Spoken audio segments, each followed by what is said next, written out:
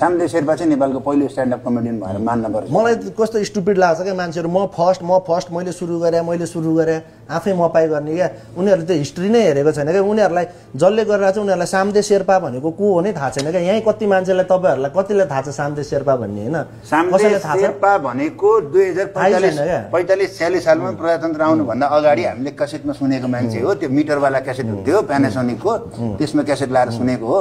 उहाँको एउटा famous joke पनि छ क्या, तँलाई पनि थाहा होला। त्यो कस्तो हुन्छ भने स्यालले चाहिँ जबसम्म बाघ देख्दैन नि जङ्गलको राजा मै हुँ भन्ने ठान्छ क्या। होइन उनीहरूले बाघै चिनेको छैन। स्याल नभन्, स्याल त मन्त्री भयो, गधा भन्न खोजेको उनीहरूले जबसम्म सिंह बाघको बारेमा थाहै छैन भने आफै राजा भन्न ठान्छ क्या। होइन सामदेव शेर्पा भनेको त दाइ लेजेन्ड हो नि। नेपालमा मिमिक्री गर्ने पहिलो व्यक्ति हामीले जुन मनोज गजुरेल दाइ देख्छौँ, मनोज गजुरेल दाइ आफै सामदेव शेर्पाबाट इन्सपायर्ड भएको हो। थाहा छैन मान्छेहरूलाई। मान्छेहरूले मैले सुरु गरेँ, मैले यस्तो गरेँ, त्यो घमण्ड गर्ने त्यो नै होइन कि म कहाँ सुरु गरेँ? मैले त फलो गरेँ अरूले गरेको चिज होइन। मैले आफ्नो लागि आफैले सुरु गरेँ, तर यो इन्डस्ट्रीको लागि गरेँ होइन। सही कुरा भयो। त्यो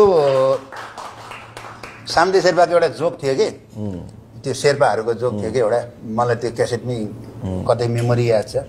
शेर्पाहरूले पनि देउसी खेल्ने भयो अरे, अनि त्यस पछाडि चाहिँ देउसी खेल्न जाँदाखेरि चाहिँ अब कसरी खेल्ने भन्ने कन्फ्युज भयो नि त।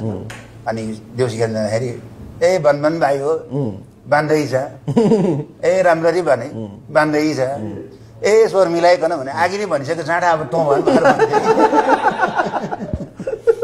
त्यो जोकै छ क्या, फेमस जोक हो कि होइन नेपालभरि, सायद सबैले सुने होला यो।